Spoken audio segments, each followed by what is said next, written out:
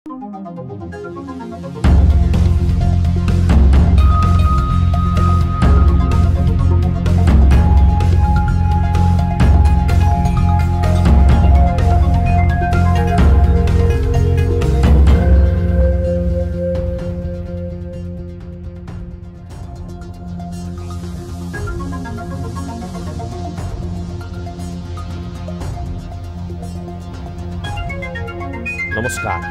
यो हो news 24 television news 8 मा स्वागत छ।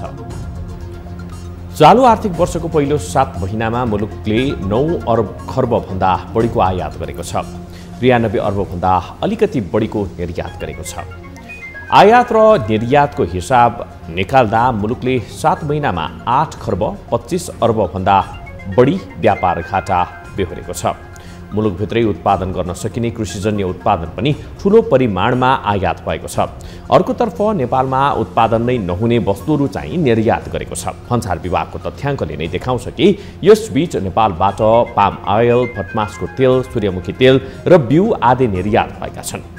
तेस्रो मुलुकबाट सुपारी नेपाल ल्याउने र नेपालकै उत्पादन भनेर भारततिर पठाउने धन्दा पनि केही अघिसम्म नेपालमा खुबै मौलाएको थियो। नेपालमै उत्पादन भएका वस्तुको निर्यात बढ्दा रोजगारी पनि बढेको हुन्छ, अर्थतन्त्र चलायमान भएको हुन्छ। नेपालमा पाम ऑयल, भटमासको तेल, सूर्यमुखीको तेल निर्यात गर्न पुग्ने गरी खेती चाहिँ कहाँ हुन्छ? यो प्रश्नको जवाफ कसैसँग छैन। तर पनि निर्यातको सूचीमा यस्ता छद्म वस्तु र आँकडा राखिएको छ। निर्यात व्यापार भित्रका समस्या औल्याउने यो एउटा सामान्य उदाहरण मात्रै हो। बजेटले तोकेको राजस्व सङ्कलन हुन नसक्ने देखिएपछि सरकारले बजेटमै संशोधन गरिसकेको छ। व्यापार घाटा यति दरमा चलिरहने हो भने 1 वर्षमा 14 खर्ब 50 अर्बको व्यापार घाटा निश्चित छ। आयात परिमाण सधैँ निराशा सूचक होइन, तर मुलुकभित्रै उत्पादन हुन सक्ने वस्तुमा सबैभन्दा बढी मुद्रा विदेशिएको छ। यो चाहिँ गम्भीर आर्थिक मामिला हो। अब न्यूज 8 का हेडलाइन्स। राष्ट्रपतिको निर्वाचनका लागि मतदाताको नाम सार्वजनिक। हत्या आरोपमा फरार सांसद लक्ष्मी महतो कोइरी पनि मतदाता। राष्ट्रपतिबाट आम माफी पाएका अरुण चौधरीले मतदान गर्न नपाउने।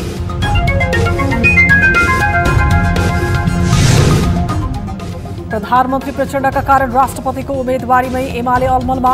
ओलीको प्रस्तावपछि नेकपा यस उत्साहित। प्रधानमन्त्री भइसकेकाहरू गरिसकेका कुनै पनि पूर्व प्रधानमन्त्रीहरूले राष्ट्रपति बन्ने आकांक्षातर्फ जानु अथवा उहाँहरूलाई अगाडि सार्नु त्यति उचित नहोला। शक्ति सञ्चयका लागि एमाले कांग्रेसलाई सन्तुलन मिलाउन खोज्दा प्रधानमन्त्री प्रचण्ड जोखिममा। एमालेको अविश्वास र कांग्रेसको भरोसाले दबाव।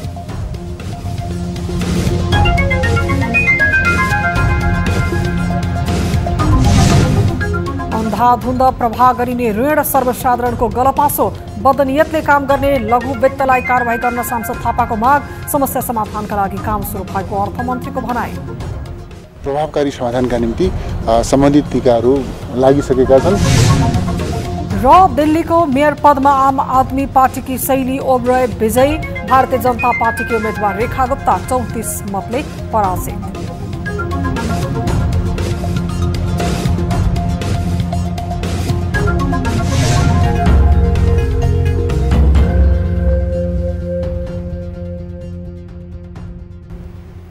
हामी निरन्तर न्यूजमा छौं। राष्ट्रपतिको निर्वाचनका लागि निर्वाचन आयोगले मतदाताको अन्तिम नामावली सार्वजनिक गरेको छ। आयोगले सार्वजनिक गरेको सूचीमा हत्या आरोपमा फरार सांसद लक्ष्मी महतो कोइरीको नाम समेत समावेश छ। हत्या जस्तो गम्भीर अपराधमा संलग्न आरोप खेपिरहेका फरार सांसद कोइरीलाई संसद सचिवालयले अनौठो सदाशयता साध्यै निलम्बन नगरेपछि उनी राष्ट्रपति चयनका लागि मतदान गर्न योग्य कहलिएका हुन्। तर राष्ट्रपतिबाटै सजाय मिनाहा भए पनि नागरिक उन्मुक्ति पार्टीका सांसद अरुण चौधरीको नाम भने समावेश भएको छैन। एक रिपोर्ट। राष्ट्रपति चयनका लागि यही फागुन 25 गते निर्वाचन गर्ने कार्यतालिका तय भएको छ। निर्वाचन आयोगले यसका लागि सबै खाले तयारी पूरा गरिसकेको पनि छ। तर मतदाताको नाममा फरार सांसद कोइरीको नाम समावेश भएपछि संसद सचिवालय र निर्वाचन आयोगको भूमिकाप्रति चौतर्फी विरोध सुरु भएको छ। आयोगले राष्ट्रपति चयनका लागि 881 जनाको नाम सार्वजनिक गरेको हो, जसमा लक्ष्मी महतो कोइरीको नाम समेत समावेश छ। कोइरी प्रतिनिधि सभा सदस्यका लागि उम्मेद्वार बन्दै गर्दा उनीमाथि हत्या अभियोगमा फरार रहेको विषय बाहिरिएर विरोध सुरु भइसकेको थियो। उनी एमालेबाट सांसद निर्वाचित भएपछि उनको शपथ रोक्नुपर्ने भन्दै आवाज उठिरहे। हुँदा कोइरी प्रधानमन्त्री पुष्पकमल दाहाल प्रचण्डलाई विश्वासको मत दिन संसदमै उपस्थित भए र प्रचण्डलाई विश्वासको मत पनि दिए। विश्वासको मत दिँदासम्म प्रहरीको फरार सूचीमा रहेका कोइरी पक्राउ पर्नुको साटो सम्मानित बन्दै गएका छन्। भ्रष्टाचार आरोपपछि कांग्रेस सांसद टेकबहादुर गुरुङ निलम्बनमा परेका छन्। सत्तारूढ दल एमालेका सांसद कोइरी भने खुलेआम संसदमा पुगेर बैठकमा उपस्थित हुनेदेखि विभिन्न सार्वजनिक कार्यक्रममा उपस्थित हुँदा पनि पक्राउ पर्दैनन्।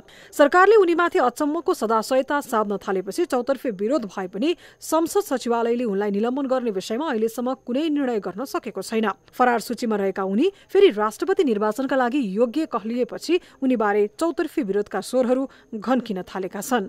सत्ताले आफ्ना सांसदलाई जोगाउन हदैसम्मको कसरत गर्न थालेपछि सर्वसाधारणले अपराधमा राजनीति पसेको भन्दै व्यङ्ग्य कस्न थालेका छन्। यता आगजनी मुद्दामा दोषी करार भएका तर राष्ट्रपतिबाट कैद मिनाहा भएका नागरिक उन्मुक्ति पार्टीका सांसद अरूण चौधरीको नाम भने राष्ट्रपतिको निर्वाचनमा मतदातामा समावेश छैन।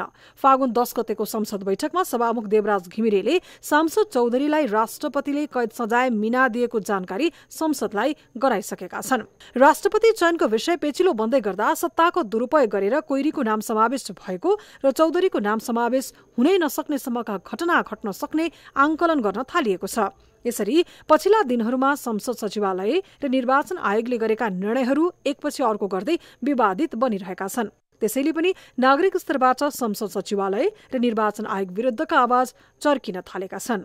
न्यूज 24 टेलिभिजनका लागि राजनीतिक ब्युरो। राष्ट्रपति निर्वाचनको प्रस्तावले नेकपा एकीकृत समाजवादीमा तरंग पैदा गरिदिएको छ। एमाले अध्यक्ष केपी ओलीबाट विगतमा भएका अविश्वासका कारण अहिलेको प्रस्तावमा पनि नेकपा यसले विश्वस्त हुन सकेको छैन। लिखित सहमति हुने अवस्थामा भने ओलीको प्रस्तावमा यस सकारात्मक देखिएको छ। बुधबारको सचिवालय बैठकले राष्ट्रपतिका लागि एमालेसँग आधिकारिक प्रस्तावको आह्वान गरेको छ। एक रिपोर्ट। एमाले अध्यक्ष ओलीले राष्ट्रपतिका लागि नेकपा यसका अध्यक्ष माधव नेपाललाई प्रस्ताव गरेपछि नेपाल यसको गाम्भीर्यता जाँचिरहेका छन्। सोमबार ओली नेपालको लामो भेटवार्तामा ओलीले राष्ट्रपतिको प्रस्ताव गरेका थिए। सत्ता गठबन्धनबाट भन्दा कांग्रेससँग मिलेर राष्ट्रपति चयन गर्न प्रधानमन्त्रीले कसरत थालेपछि ओलीले माधव नेपाल कार्ड फालेका हुन्। तर त्यसका लागि समग्र पार्टी पंक्ति एमालेमा गाभ्नुपर्ने प्रस्ताव ओलीले राखेका छन्। ओलीको यो प्रस्तावले माधव नेपाल लगायत समग्र पार्टी पंक्ति सोचमग्न बनेको छ। विगतमा अविश्वास भएको भन्दै ओलीसँगको भेटमा नेपालले लिखित सहमतिको माग गरेका थिए। तर त्यस्तो वातावरण तयार हुन नसक्दा ओलीको प्रस्तावमा भर पर्न नसकिने पक्षमा एकीकृत समाजवादी देखिएको छ। राष्ट्रिय सहमतिको विषय उठिरहँदा माधव नेपालको नाममा सहमति हुनु स्वाभाविक रहेको र प्रस्ताव आएको खण्डमा तयार रहेको नेकपा एस संसदीय दलका प्रमुख सचेतक प्रकाश ज्वाला बताउँछन्। अहिले जुन पछिल्लो समयमा राष्ट्रिय सहमतिका साथ राष्ट्रपतिको निर्वाचन गरौँ भन्ने विषय छलफलमा छ, त्यस हिसाबले हेऱ्यो भने राष्ट्रिय सहमति जुट्न सक्ने उपयुक्त दल वा उपयुक्त पात्र पनि हाम्रो पार्टीकै नेता हुन सक्छन् भन्ने हिसाबले चाहिँ यसमा पनि हामी ओपन नै छौँ। राष्ट्रपतिका लागि एमालेको प्रस्तावपछि हौसिएको यस यति बेला कांग्रेससँग पनि बार्गेनिङको तयारीमा देखिन्छ। अध्यक्ष माधव नेपाल पार्टीका नेताहरूको दलबल सहित राष्ट्रपतिको विषयमै छलफल गर्न भन्दै कांग्रेस सभापति शेरबहादुर देउवा निवास दुम्बाराहीमै पुगेका छन्। राष्ट्रपतिको प्रस्ताव आधिकारिक रूपमा नआए पनि दोस्रो तहका नेता मार्फत आएको नेकपा यसका नेताहरू स्वीकार्छन्। सुरुमा न सुध्रिनु भएको छ, न विश्वास गर्ने कुरा गर्नुहुन्छ, न अहिले पनि विश्वासिलो कुरा छ। मैले भन्छु ल माधव नेपाललाई एकदम कन्फर्म बनाउने हो भने उनको इच्छा छ भनेर निर्णय गरौँ न त। पार्टीको केन्द्रीय कमिटी या स्थायी कमिटी या सचिवालयले निर्णय गरोस् न त, निर्णय गरेर प्रस्ताव गरोस् न त। त्यही साझा राष्ट्रपतिको उम्मेदवार हुन सक्छ माधव नेपाल। बुधबार प्रधानमन्त्री दाहालसँगको बालुवाटार भेटमा ओलीले राष्ट्रपतिमा माधव नेपाल र सुभाष नेमाङको नाम अगाडि सारेको बताइएको छ। तर बुधबारको पार्टी सचिवालय बैठकमा अध्यक्ष नेपालले राष्ट्रपतिको प्रस्तावबारे रिपोर्टिङ नै नगरेको दाबी सम्मानित नेता झलनाथ खनालले गरेका छन्। एमालेसँगको सहकार्य हुन सक्ने तर त्यसका लागि ठोस आधार तयार नभएको संकेत उनले गरेका छन्। यो सवाल अलिक कठिन सवाल छ। अब मिल्दैन कसरी भन्नु, अब मिल्छ भन्ने आधार तयार भएकै छैन। स्वयं अध्यक्ष नेपाल तथा समग्र पार्टी पंक्तिको मनस्थिति नियाल्दा नेकपा यस राष्ट्रपतिको प्रस्तावमा सकारात्मक देखिन्छ। नेकपा एमालेसँगको विगतका अविश्वासका कारण फेरि पनि ओलीको खुद्रा रणनीतिको शिकार हुने डरमा माधव नेपाल देखिएका छन्। लिखित प्रस्ताव आउन सक्ने स्थिति नबन्दा नेकपा यसले राष्ट्रपतिको प्रस्ताव नै नआएको भाष्य स्थापित गर्न खोजेको छ। न्युज 24 टेलिभिजनका लागि टिभी जर्नलिस्ट सुजन चालिसे, काठमाडौँ। राष्ट्रपति निर्वाचनका लागि मनोनयन दर्ता गर्ने मिति नजिकिँदैछ। मनोनयनको मिति नजिकिएसँगै दल तथा दलका शीर्ष नेताहरू राष्ट्रपतिमा कसलाई अघि सार्ने भन्ने विषयमा तीव्र छलफलमा छन्। दलका बैठक पनि तीव्र बन्दै गएको अवस्थामा राष्ट्रपतिको निर्वाचन, उम्मेद्वार र भूमिकाबारे सांसदहरूका धारणा फरक छन्। फागुन 10 गतेको प्रतिनिधि सभा बैठकपछि सांसदहरूले के भने त राष्ट्रपतिबारे जे सहमति भएको छ, सरकार गठनको पृष्ठभूमिमा सरकारमा सहभागी, सरकारलाई समर्थन गर्ने दलहरूका बीचमा जुन सहमति भएको छ त्यो सहमति कार्यान्वयन हुन्छ र नेकपा एमालेका तर्फबाट अघि सारिएको राष्ट्रपतिको उम्मेदवारले शानदार ढङ्गले जित हासिल गर्नुहुन्छ। मुलुकको समग्र राजनीतिक अवस्था, आर्थिक अवस्था, शान्ति प्रक्रिया यावत प्रश्नहरू, सवालहरू छन्। यो सबै कुराले राष्ट्रिय सहमतिको माग गरेको हो।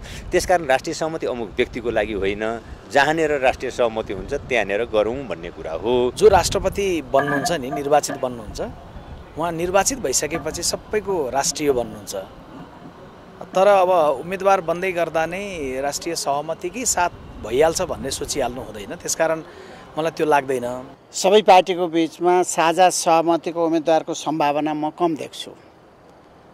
सरकार गठनका बखत नेकपा एमाले र माओवादीको बीचमा प्रधानमन्त्री, राष्ट्रपति सहितका केही पदहरूमा जुन प्रकारको सहमति भएको छ त्यो सहमतिका आधारमा अगाडि बढ्ने कुरा नै मुलुकको लागि सुखद हुन्छ। राष्ट्रपति निर्वाचनको सङ्घारमा हामी यो छलफलमा छौँ।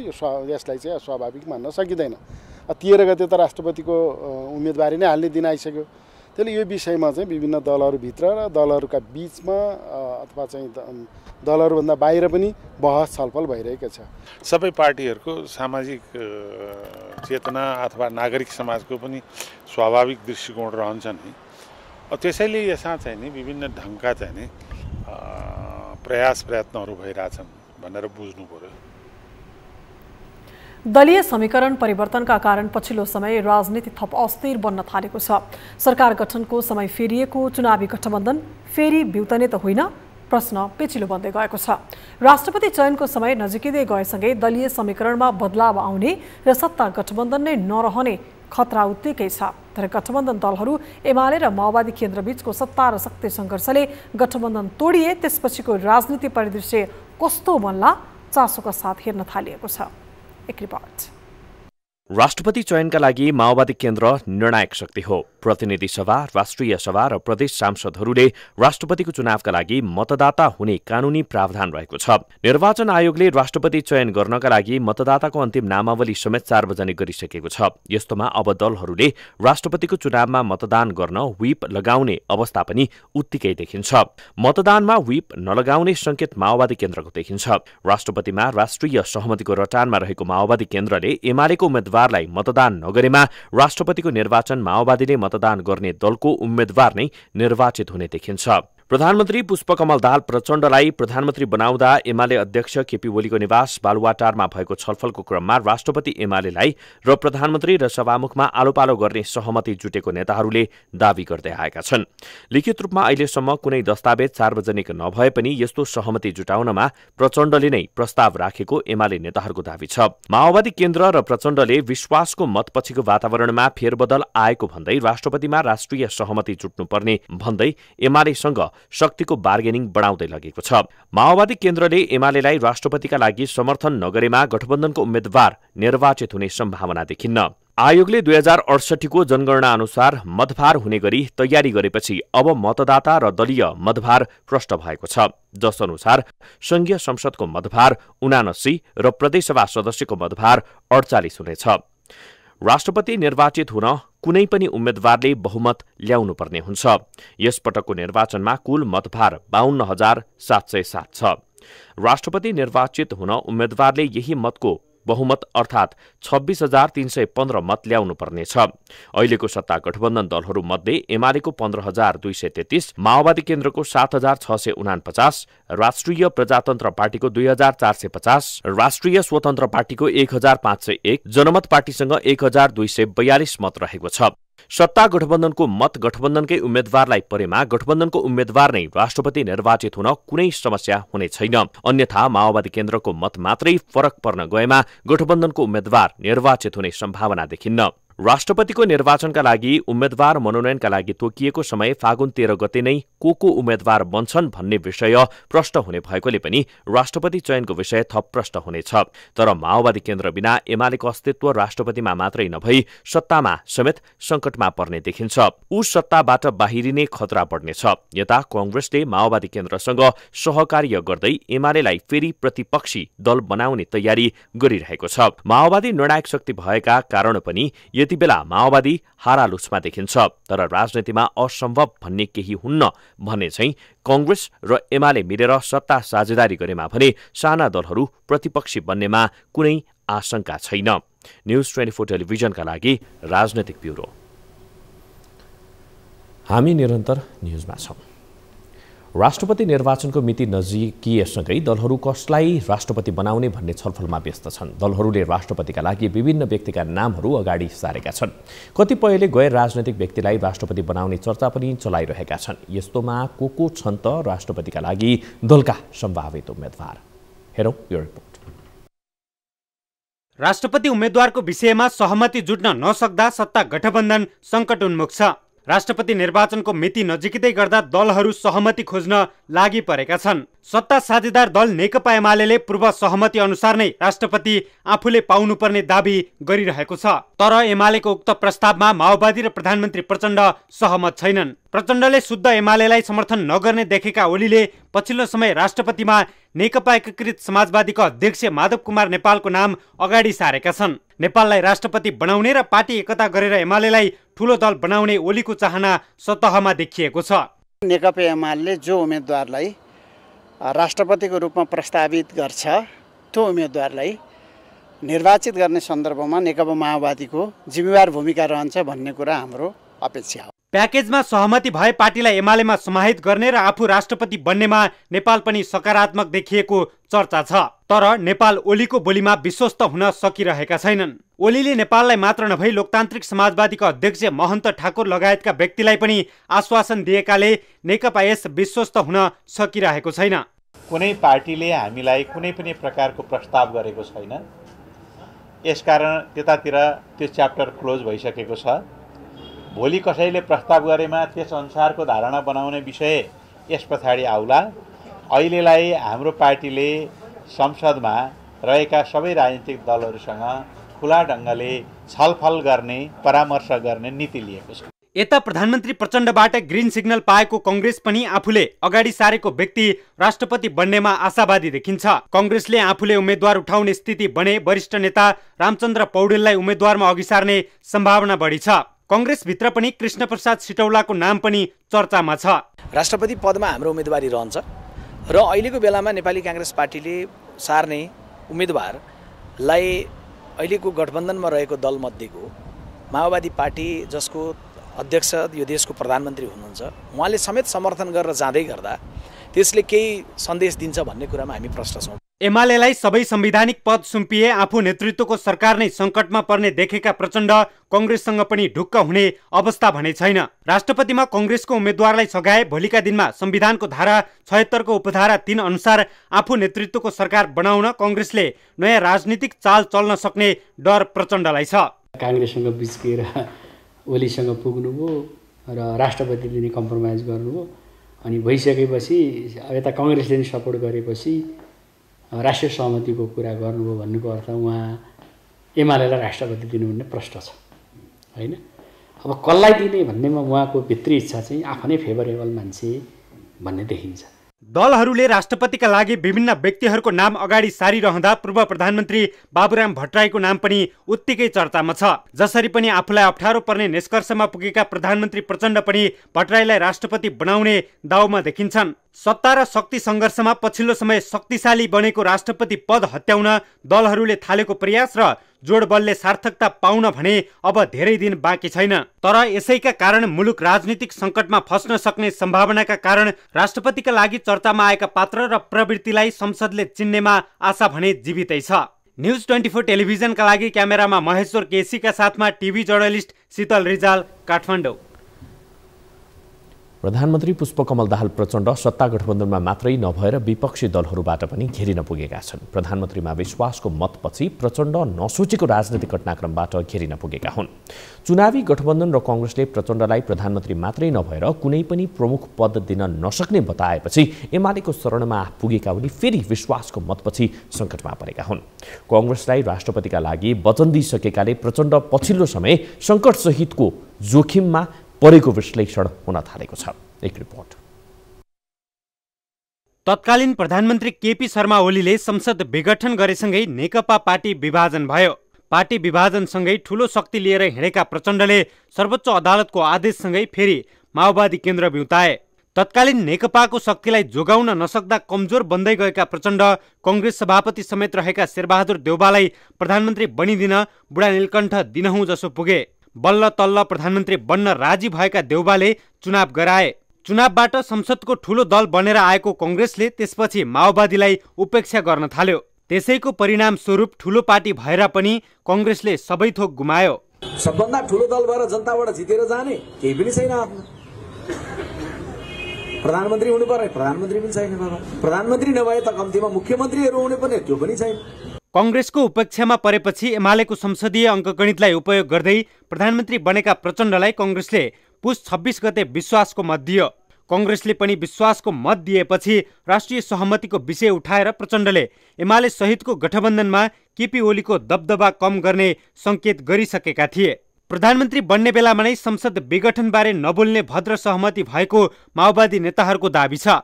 तर ओलीले संसदमै संसद विघटनको खुलेर बखान गरेपछि उनले संसदमा उत्तर नै दिनुपर्ने अवस्था बन्यो। ओलीले लखेट्न लागेको र आवश्यक सहयोग नपाएको ठानेका प्रचण्डले एमालेलाई प्रमुख पद दिएमा सत्ता जति बेला पनि कब्जा हुन सक्छ भन्ने मनोविज्ञान पालेर राखेका छन्। यसकारण पनि प्रचण्ड एमालेलाई राष्ट्रपतिमा रोक्न भरपूर प्रयत्न गर्न थाले। यसैमा कांग्रेसलाई उनले राष्ट्रपतिका लागि समर्थन गर्ने वचन दिइसकेपछि पछिल्लो समय उनी समस्यामा फस्न थालेका छन्। सुदूरपश्चिम प्रदेश सरकार ढलेपछि तनावमा रहेको एमालेले प्रचण्डको व्यवहारबारे नजिकबाट निहाल्दै दुःख व्यक्त गरिरहेको छ। एमालेलाई सर्वशक्तिमान बनाए सत्ता कब्जा हुन सक्छ भन्ने ठानेका प्रचण्डले राष्ट्रपति निर्वाचन अघि मोल्न चाहेको जोखिमले कतै उनैलाई थप हानि हुने त होइन प्रश्न उब्जिएको छ। एमालेले आफ्नो उम्मेद्वारलाई माओवादीले राष्ट्रपतिमा मतदान नगरेमा गठबन्धन तोडिएको घोषणा गरिदिन सक्छ। यसको प्रत्यक्ष असर माओवादी केन्द्रभन्दा धेरै एमालेलाई नै पर्ने देखिन्छ।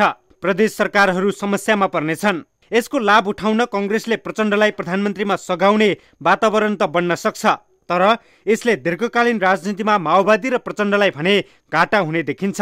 प्रचण्डमाथि अस्थिर नेताको ट्याग पहिलेदेखि नै लाग्दै आएको छ। राष्ट्रपतिका लागि प्रचण्डले सहमति अनुसार काम गर्न नसक्दा माओवादीमाथि थप समस्या पर्ने देखिन्छ। पदका लागि प्रचण्डले माओवादी केन्द्रलाई आफू अनुकूल हिँडाउन खोजेको आरोप मात्रै होइन, उनीमाथि कांग्रेसले पनि यसै गरी धोका दिएर संविधानको धारा 76 को उपधारा 3 पर्खेर बसेमा प्रचण्डलाई ठूलो धक्का लाग्नेछ। यता एमाले पनि साना दलहरूसँग एकताको तयारीमा छ। यसरी एकता भइहालेमा संविधानको सोही धारा बमोजिम प्रधानमन्त्री पाउने र सम्भव नभएमा मुलुकलाई मध्यावधिमा लैजाने सम्मका काम हुने देखिन्छन्। यसरी ओली र एमाले अघिल्लो पटकको संसद विघटनलाई थप पुष्टि गर्ने आधार पनि सिर्जना गर्नेमा आशातीत हुनेछन्। यसको जस अपजसको प्रमुख कारक प्रचण्ड बन्ने देखिएकाले पनि उनी पछिल्लो समय राजनीतिक केन्द्र र जोखिमको प्रमुख पात्रको रूपमा देखिन थालेका छन्। न्युज 24 टेलिभिजनका लागि राजनीतिक ब्युरो। नेपालमा कम्युनिस्टहरू छिन्न भिन्न अवस्थामा भए पनि कम्युनिस्ट पार्टीहरूसँग राम्रो जनमत छ। उनीहरू मिल्न भन्दा फुट्न बढी रुचिकर देखिएकोले यस्तो जनमत एकीकृत हुनै हुनै सकेको छैन। यही तथ्यलाई नजिकबाट निहालिरहेको चीनले कम्युनिस्ट एकतामा जोड दिँदै आएको छ। अझ चीनले तत्कालीन नेकपाको सरकारका बेला पार्टी विभाजन रोक्न ठुलै कसरत गरेको थियो, तर सफल भने हुन सकेन। पछिल्लो समय फेरि दुई ठुला कम्युनिस्ट पार्टी मिलेर सरकार बनाएपछि चीन केही खुसी देखिएको थियो, तर राष्ट्रपति निर्वाचनको समय तालिका नजिकिएसँगै कम्युनिस्टहरूबीच दूरी बढेको भान हुन थाले पनि उसले सक्रियता बढाएको छ। एक रिपोर्ट। राष्ट्रपति निर्वाचनका कारण सत्ता गठबन्धनमा दरार आउन थालेको छ। पछिल्लो सत्ता समीकरण र विदेशी शक्तिले राष्ट्रपतिका लागि देखाएको चासोका कारण पनि यो विषय थप पेचिलो बन्न थालेको छ। अमेरिका, भारत, दक्षिण कोरिया लगायतका अधिकारीहरूले नेपाल भ्रमण तीव्र बनाउँदै गएका छन्। विभिन्न तहका नेता तथा सरकारी अधिकारी र कूटनीतिज्ञहरूले बाक्लो रूपमा नेपाल भ्रमण गरेर दलका शीर्ष नेताहरूसँग भेटवार्ता गरेर फर्किसकेका छन्। केही आउने क्रममै छन्। यही पेरिफेरीमा चीनले समेत सक्रियता बढाउँदै गएको छ। विदेशीको सक्रियता बढ्न थालेपछि एमाले सांसद रघुजी पन्तले विदेशीहरूले नेपालमा गरेको भेटघाटबारे नियमन गर्न सरकारसँग माग गरेका छन्। अझ उनले त नेपालको राष्ट्रपति निर्वाचन अघि भारतीय विदेश सचिव विनय मोहन क्वात्राले गरेको उच्चस्तरीय राजनीतिक भेटवार्ताप्रति आपत्ति नै जनाएका छन्। हामीले हाम्रो राष्ट्रपति को हुने भन्ने कुरा विदेशमा भारतको एउटा जेएनयूको पूर्व प्रोफेसरले हाम्रा पूर्व राजदूतको नाम, हाम्रा पूर्व सभामुखको नाम, हाम्रा पूर्व अर्थमन्त्री मानवाधिकारवादी लगायत 3-4 जनाको नाम यिनीहरू चाहिँ नेपालको राष्ट्रपति हुनको लागि उपयुक्त हुन्छ भनेर प्रस्तुत गर्छ। चिनिया राजदूतले एमाले अध्यक्ष केपी शर्मा ओली र प्रधानमन्त्री समेत रहेका माओवादी केन्द्रका अध्यक्ष पुष्पकमल दाहाल प्रचण्डलाई भेटेका छन्। चीन नेपाली भूमिको दुरुपयोग भएमा आफ्नो मुलुकलाई खतरा पर्न सक्छ भन्ने कारण पनि उच्च सतर्कता अपनाउँदै आएको छ। तिब्बती शरणार्थी र उनीहरूको भूमिकाबारे निरन्तर नेपालमाथि दबाव सिर्जना गर्दै आएको चीन कम्युनिस्ट पार्टीको सरकार लामो समयसम्म रहेमा त्यसबाट लाभ लिन सक्नेमा आशावादी देखिन्छ। चीनले नेपालमा गरेको लगानी, चिनिया निर्माण कम्पनीहरूको नेपालमा भइरहेको कार्य सम्पादन लगायतका विषयका कारण पनि छिमेकी मुलुकमाथि निरन्तर निगरानी राख्नु उसले दायित्व ठान्दै आएको देखिन्छ। तत्कालीन नेकपाको एकता कायम राख्न चीनले देखाएको सक्रियता पछिल्लो समय मुलुकको राजनीतिमा सम्झन लायक घटनाक्रमको रूपमा लिइन्छ। चिनिया अधिकारीहरूले बेला बेलामा कम्युनिस्ट पार्टीका नेताहरू सहितको छलफल गर्दै आएका छन्। भातृत्व र आपसी सम्बन्ध विस्तारका लागि भन्दै चीनले यस्तो काम गर्ने गरे पनि कम्युनिस्ट पार्टीहरू एकता भन्दा विग्रहमा रम्ने देखिएका कारण पनि चीनले दिगदारी मान्ने गरेको कूटनीतिक क्षेत्रमा चर्चा हुने गरेको छ। तर पछिल्लो समय राष्ट्रपतिको चुनावका लागि विदेशी शक्तिहरूले विभिन्न नाममा सिफारिस गर्नुका साथै सत्ता गठबन्धन नै भत्काउने गरी षड्यन्त्र रचेको ठानेको चीनले आफ्ना प्रतिनिधिहरूलाई समेत सक्रिय बनाउन थालेको छ। राष्ट्रपतिको निर्वाचनका कारण सत्ता गठबन्धन धरमरमा छ। यही तथ्यलाई बुझेको चीनले राष्ट्रपतिका कारण सत्ता गठबन्धन भत्किएको हेर्न नचाहेको देखिन्छ। तत्कालीन नेकपाको विघटनलाई रोक्न नसकेको चीन यसपटक सत्ता गठबन्धन जोगाएर राष्ट्रपति चयनमा आफ्नो स्वार्थ पूरा गर्न सक्ला यो विषय भने अनुत्तरित नै छ। तर यसको पटाक्षेप भने फागुन 13 भित्र खुल्दै जानेमा कुनै आशंका छैन। न्युज 24 टेलिभिजनका लागि राजनीतिक ब्युरो। न्युजहरू अझै बाँकी छन्, अब पालो ब्रेकको।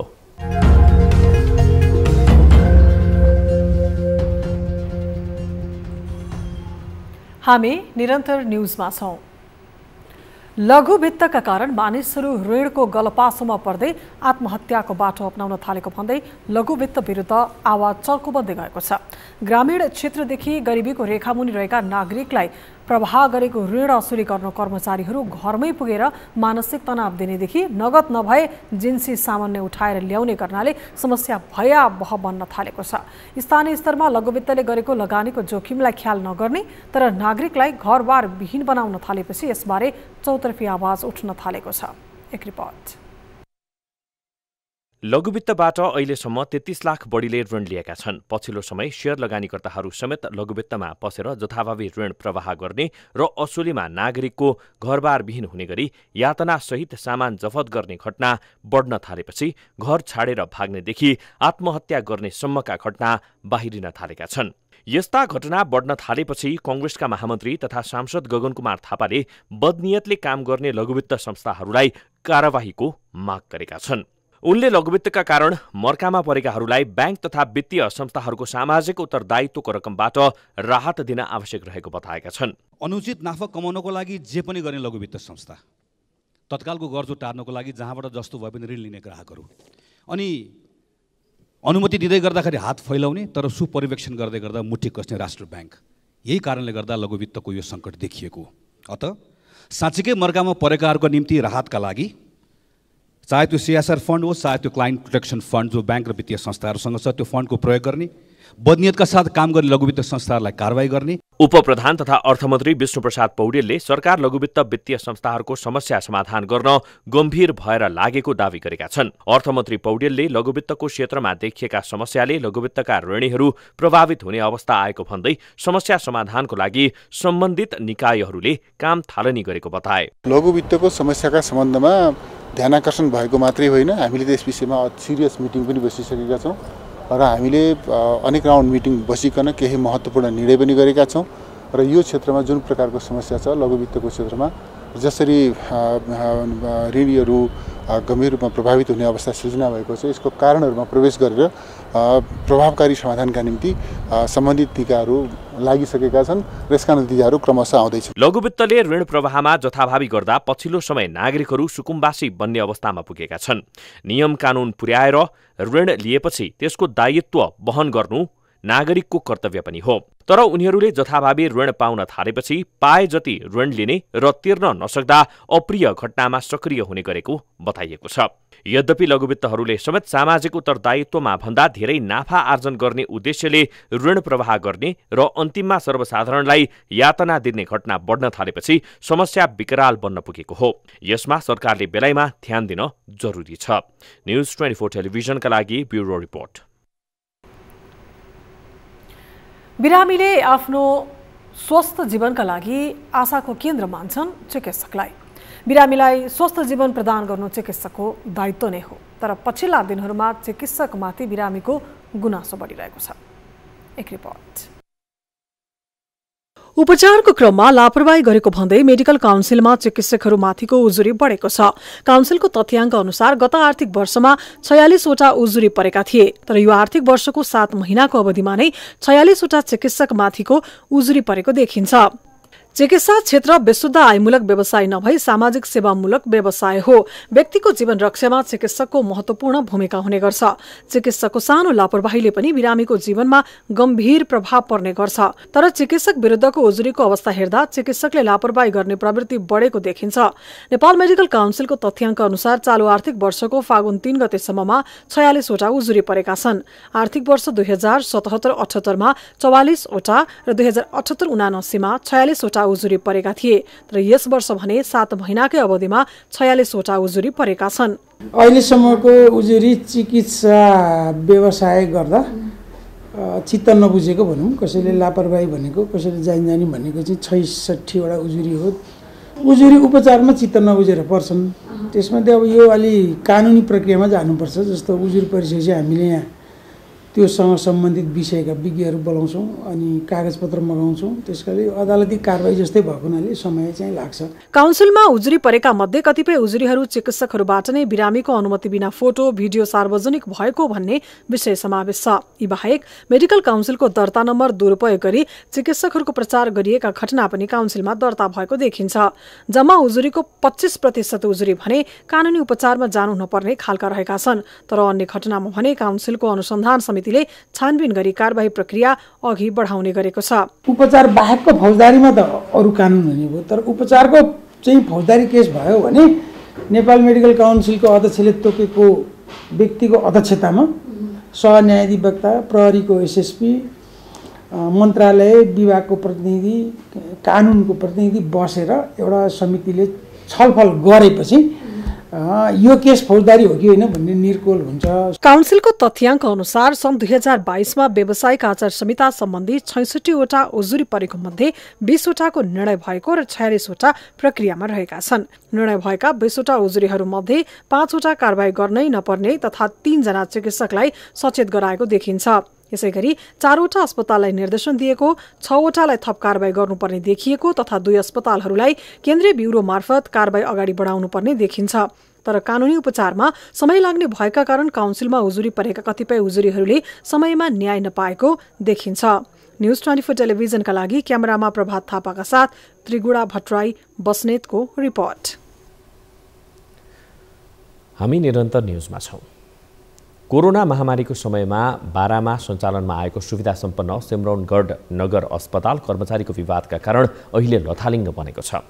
करारका कर्मचारी भर्ना गरेर सुरु गरिएको अस्पताल अहिले कर्मचारी बीच राजनैतिक द्वन्द्वका कारण सञ्चालनमा नै समस्या भइरहेको छ। एक रिपोर्ट। सिम्रोनगढी नगरपालिकाले आफ्नै 2 करोड रुपैयाँ लगानीमा भवन निर्माण गरी नगर अस्पताल सञ्चालनमा ल्याएको थियो। अस्पताल निर्माणपछि यस क्षेत्रका बासिन्दाहरू सहज उपचार सुविधा पाउन थालेका थिए। नगरभित्रका अन्य सरकारी स्वास्थ्य चौकी र प्राथमिक स्वास्थ्य केन्द्र बाहेक MBBS सहित प्राविधिक र स्वास्थ्यकर्मी गरी 30 जना परिचालन गरेर सञ्चालन गरिएको यो अस्पताल करारकै कर्मचारी हेरफेरको चेपुवामा परेको छ। अस्पताल सञ्चालन गर्दा तत्कालीन नगर प्रमुखले राखेका करारका कर्मचारी हालका नगर प्रमुखले हटाउन खोजेपछि विवाद सुरु भयो। सोही विवादका कारण सिम्रोनगढी नगर अस्पताल पनि कर्मचारीको आन्दोलनका कारण माघ 16 गतेदेखि 23 गतेसम्म बन्द भयो। आन्दोलित कर्मचारीका माग पूरा गर्ने सहमतिपछि भने अस्पतालको सेवा सुरु भएको छ। तर पूर्व नगर प्रमुखले आवश्यकता भन्दा बढी कर्मचारी भर्ना गर्दा अस्पतालको व्यवस्थापन भद्रगोल भएको र तलब खुवाउन समेत समस्या भइरहेको छ। बिना प्रक्रियाबाट पहिला तलब खुवाइदिने अनि बिना प्रक्रियाबाट आएको कर्मचारीलाई झारिदिने अनि प्रक्रियाबाट आएको कर्मचारीलाई राख्ने त्यही सहमति भएको छ। उच्चस्तरीय प्रयोगशाला, डिजिटल अल्ट्रासाउन्ड, साधारण एक्सरे, ECG, 5वटा मोनिटरिङ मेसिन सहितको यस अस्पताल राजनीतिकरणकै कारण कहिले बन्द कहिले खुला हुँदा नगरका बिरामीहरू समेत प्रभावित बनेका छन्। एउटा ल्याबमा काम गर्ने अनि एकजना चाहिँ कम्प्युटर अपरेटर, 3 जना भयौँ। अब 3 जना चाहिँ नगरपालिका नगर प्रमुखद्वारा तपाईहरू कार्यपालिकाको नियम अनुसार आउनु भएको छ। तपाईँले चाहिँ हामीहरू राखिराखेका छौँ। बाँकीको 27 जना कर्मचारीलाई चाहिँ उहाँहरू चाहिँ प्रक्रिया नभएर उहाँहरूद्वारा चाहिँ हटाइएको थियो कर्मचारीहरूलाई। त्यस्तै बाराकै अर्को पचरौता नगरपालिकामा पनि गत साउनदेखि नगर अस्पताल बन्द रहेको छ। करारको म्याद सकिएको कारण देखाउँदै नगरपालिकाले सो अस्पताल बन्द गरेको थियो। नगरपालिकाका प्रमुख कर्मचारी व्यवस्थापनमा लाचार बनेर स्वास्थ्य संस्था नै बन्द हुँदा आफूहरू मारमा परेको स्थानीयको दुखेसो छ। हस्पिटलमा नै राजनीति हुन्छ, नगरपालिकामा त भइरहेका छन् तर हस्पिटलमा नहुनु पर्ने। हस्पिटल त सबैको लागि हो, सबैले सेवा दिने यो ठाउँ हो, तर त्यस्ता हुँदैन। अब पहिलाको मेयर साहबको पालामा भएका मान्छे अहिले चाहिँदैन, अहिलेको मेयर साहबले अब तिनलाई राख्न सक्दैन। यस्तै राजनीतिक हो, पुरै राजनीतिक हुन्छ। छिमेकी देश भारतसँग जोडिएको दुवै नगरपालिकाको नगर अस्पतालमा दैनिक करिब 100 भन्दा बढीले उपचार सेवा लिने गरेका थिए। तर कर्मचारी व्यवस्थापन गर्न नसकेर अस्पताल नै बन्द गर्दा त्यसको सिधा असर ग्रामीण क्षेत्रका जनतामाथि परेको छ। न्युज 24 टेलिभिजनका लागि बाराबाट टिभी जर्नलिस्ट प्रहलाद तिमिल सेनाको रिपोर्ट। भारतीय बजारबाट चोरी तस्करी गरेर भित्राइएका विभिन्न सामानका कारण सरकारको राजस्वमा गिरावट आएको छ। भन्सार कार्यालयमा विभिन्न खाद्य सामग्री आयात निर्यातका लागि सरकारले सीमा नाकामा कर्मचारीदेखि सुरक्षा निकायलाई खटाए पनि चोरी तस्करी रोकिन सकेको छैन। अझ सरकारी संयन्त्रले सीमा नाकामा कडाई गर्न नसक्दा रूपन्देहीमा भन्सार छरीका भारतीय गुटखा बजारभरि निर्बाध खरिद बिक्री भइरहेका छन्। यसले राजस्व चुहावटका साथै सरकारी संयन्त्रको काम कारबाहीमाथि नै प्रश्न उठ्न थालेको छ। एक रिपोर्ट। सरकारी मापदण्ड पूरा गरेर सञ्चालनमा आएका नेपाली सुर्ती तथा गुटखाजन्य पदार्थ बिक्री वितरणमा भइरहेका स्थानीय तहले धमाधम रोक लगाइरहेका छन्। यसरी स्वदेशी उत्पादन बिक्रीमा रोक लगाइरहँदा भारतसँग सीमा जोडिएका तराईका जिल्लाहरूमा भने भन्सार छलीबाट भित्राइएका भारतीय गुटखा छ्यापछ्याप्ती बिक्री भएको पाइन्छ। अहिले रूपन्देहीका साना ठुला सबै सहर र भित्री गाउँका पसलै पिक्ष अवैध रूपमा भित्राइएका भारतीय गुटखा खुलेआम बिक्री भइरहेका छन्। खुलेआम अवैध गुटखा बिक्री भइरहँदा नियन्त्रणमा कुनै निकायले चासो दिएको पाइँदैन। भन्सार महसुल नतिरिकन बजारमा त्यस्ता खालका वस्तुहरू चाहिँ छ्यापछ्याप्ती भेटिएको चाहिँ सन्दर्भमा भन्सार कार्यालय आफै पनि प्रोएक्टिभ भएर त्यसलाई अनुगमन गर्न आफै पनि सक्छ। त्यो बाहेक आन्तरिक राष्ट्र कार्यालयको पनि छुट्टै चाहिँ भूमिका रहन्छ र होलिस्टिक एप्रोचमा जिल्ला प्रशासन कार्यालयले हेर्नुपर्छ र छिटोभन्दा छिटो आज र भोलिभित्रै नै हामीले चाहिँ राष्ट्र चुहावट समितिको बैठक तुरुन्तै आह्वान गर्छौँ। सुर्ती तथा गुटखाजन्य पदार्थ बाह्य मुलुकबाट आयात गर्दा खरिद गरेको मूल्यको 80% भन्सार महसुल, 13% मूल्य अभिवृद्धि कर, प्रति किलो 821 रुपैयाँ अन्त शुल्क र 60 रुपैयाँ स्वास्थ्य जोखिम कर लाग्छ। हाम्रो यो आर्थिक वर्षमा 79-80 को यो माघ मसान्तसम्म यस भैरव भन्सार कार्यालयबाट गुटखाको पैठारी भएको चाहिँ हाम्रो डाटाबेसबाट देखिँदैन। भन्नु खोजेको अहिलेसम्म यो आर्थिक वर्षमा हाम्रो इम्पोर्ट चाहिँ 0 छ गुटखाको। सुर्ती तथा गुटखाजन्य पदार्थ सेवन गर्नु स्वास्थ्यका दृष्टिकोणले राम्रो मानिँदैन। यसबाट सबै नागरिक टाढा रहेकै राम्रो। तर अवैध रूपमा भारतीय गुटखा भित्रिँदा दैनिकै लाखौं राजस्व चुहावट भएको छ भने करोडौं लगानी गरेर स्वदेशमा खोलिएका उद्योग विस्थापित हुने अवस्थामा पुगेका छन्। अर्कोतर्फ यसले जनस्वास्थ्यमा समेत जोखिम निम्त्याइरहेको छ। त्यसैले अवैध गुटखा नियन्त्रणमा सबै निकाय चनाखो बन्नुपर्ने देखिन्छ। न्युज 24 टेलिभिजनका लागि भैरहवाबाट टिभी जर्नलिस्ट प्रकाश नेउपानेको रिपोर्ट। अब बिजनेस न्युज।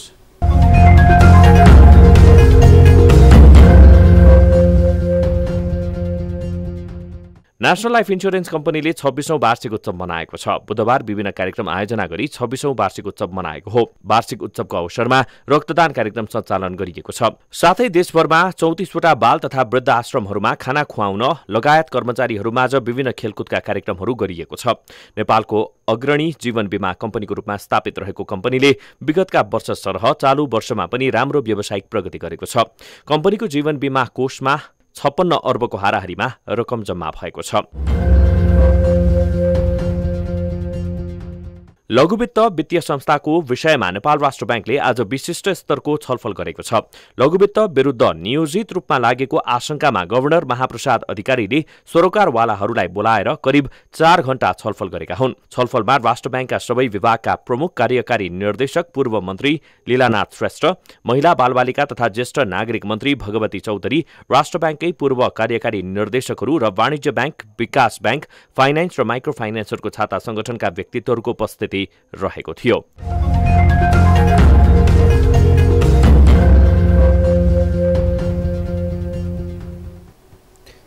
न्युजहरू अझै बाँकी छन्, अब पालो ब्रेकको।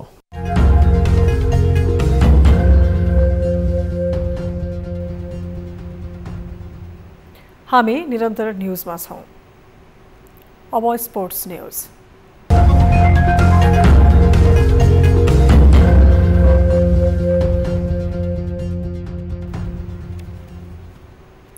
आइसिसी विश्वकप लिग 2 त्रिदेशीय श्रृङ्खलामा नेपाली टोलीले ऐतिहासिक प्रदर्शन गर्यो। खरिलो मैदानमा भएको खेलमा नेपाल 100% जित निकाल्न सफल भयो। लिग 2 च्याम्पियन स्कटल्यान्ड नेपालसँग दुवै खेलमा पराजित भयो।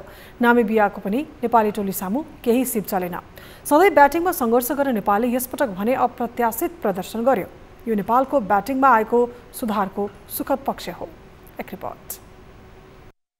आइसिसी क्रिकेट विश्वकप लिग 2 अन्तर्गत घरेलु मैदानमा भएको त्रिदेशीय श्रृङ्खलामा नेपाली राष्ट्रिय टोलीले ऐतिहासिक प्रदर्शन गर्यो। लिग 2 अन्तर्गत त्रिदेशीय श्रृङ्खलामा नेपाल पहिलो पटक 100% जित निकाल्न सफल भयो। लिग 2 च्याम्पियन स्कटल्यान्ड र बलियो टोली नामिबियाको नेपालमाथि केही सिप चलेन। यस क्रममा नेपालले 3 खेलमा 270 रनभन्दा माथिको लक्ष्य पूरा गर्यो। त्रिदेशीय श्रृङ्खलाको पहिलो खेलमा नेपालले नामिबियालाई 2 विकेटले पराजित गर्यो। दोस्रो खेलमा स्कटल्यान्ड र तेस्रो खेलमा नामिबियालाई नेपालले 3-3 विकेटले पराजित गर्यो। त्यस्तै चौथो खेलमा नेपालले स्कटल्यान्डमाथि 2 विकेटको रोमाञ्चक जित निकाल्यो। पहिलो खेलमा नेपालले 286 रनको लक्ष्य पूरा गरेको थियो। दोस्रो खेलमा 275, तेस्रो खेलमा 276 रनको पूरा गरेको नेपालले अन्तिम खेल 213 रनको लक्ष्य पूरा गर्यो। घरेलु मैदानमा त्रिदेशीय श्रृङ्खला खेल्नु अघि नेपाली ब्याटिङ निकै कमजोर थियो। 200 रनको आँकडा समेत पूरा गर्न नसकेर टोली आलोचित बन्दै आएको थियो। तर घरेलु मैदानमा भएको खेलमा नेपालले अप्रत्याशित प्रदर्शन गर्यो। जितको प्रमुख अस्त्र ब्याटिङ नै बन्यो। 4 खेलमा एउटै खेलाडीको भर पर्नु परेन। पहिलो दिन कुशल भुटेलले 115 रनको योगदान दिए।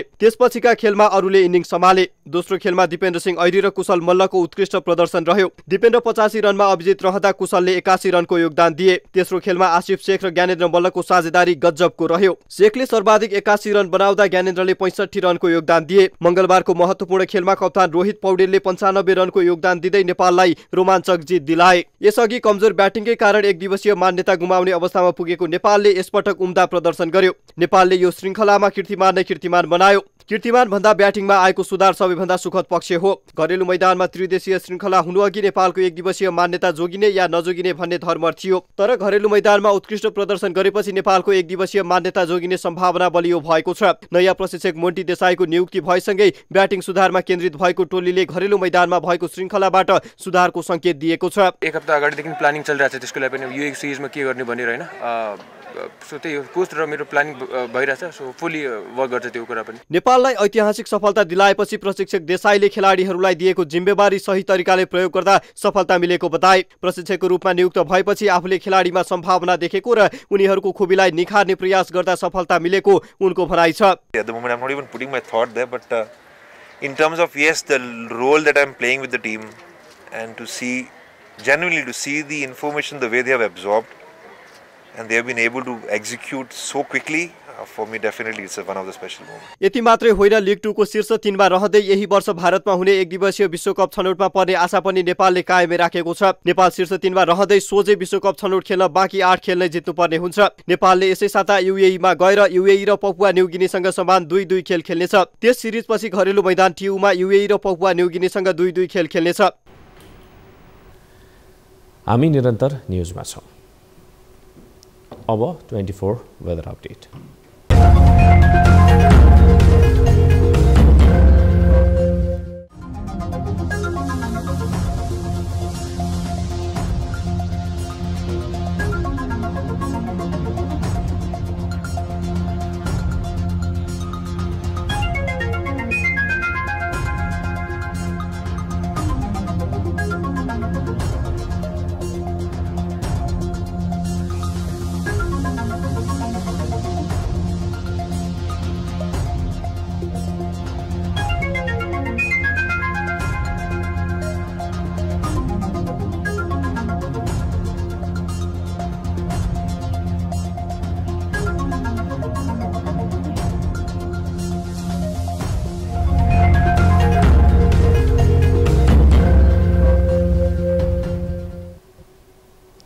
अब न्यूज 8 को अन्त्यमा पुनः हेडलाइन्स। राष्ट्रपतिको निर्वाचनका लागि मतदाताको नाम सार्वजनिक, हत्या आरोपमा फरार सांसद लक्ष्मी महतो कोइरी पनि मतदाता। राष्ट्रपतिबाट आम माफी पाएका अरुण चौधरीले मतदान गर्न नपाउने।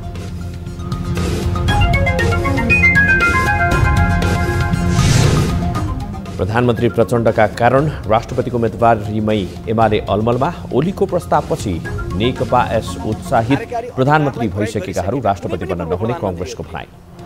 राष्ट्रपति बन्ने आकांक्षातर्फ जानु अथवा उहाँहरूलाई अगाडि सार्नु त्यति उचित नहोला।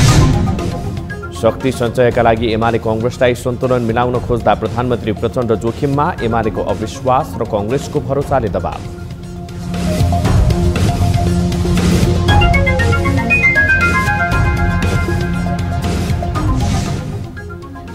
अन्धाधुन्द प्रवाह गरिने ऋण सर्वसाधारणको गरपासो। बदनियतले काम गर्ने लघुवित्तलाई कार्यवाही गर्न सांसद थापाको माग। समस्या समाधानका लागि काम सुरु भएको अर्थमन्त्रीको भनाइ। प्रभावकारी समाधानका निम्ति सम्बन्धित निकायहरू लागिसकेका छन्। र दिल्लीको मेयर पदमा आम आदमी पार्टीकी शैली ओबरोय विजयी। भारतीय जनता पार्टीकी उम्मेद्वार रेखा गुप्ता 34 मतले पराजय।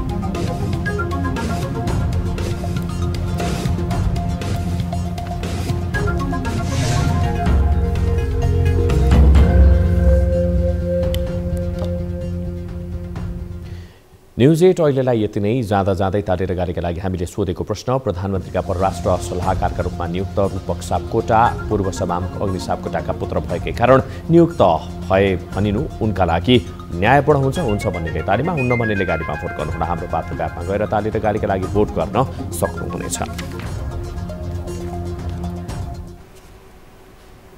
थप न्यूजका लागि हाम्रो वेबसाइट www.news24nepal.com हेर्नुहोला। साथै हामीलाई फेसबुक, ट्विटर र युट्युबमा पनि फलो गर्न सक्नुहुनेछ। यस्तै मोबाइल, भाइबर र इमेलबाट 24 हेल्प डेस्कमा कुनै समस्या अनि गुनासो छन् भने सम्पर्क गर्न सक्नुहुनेछ। अहिलेलाई बिदा दिनुहोस्। हामी निरन्तर न्यूजमा छौं। नमस्ते।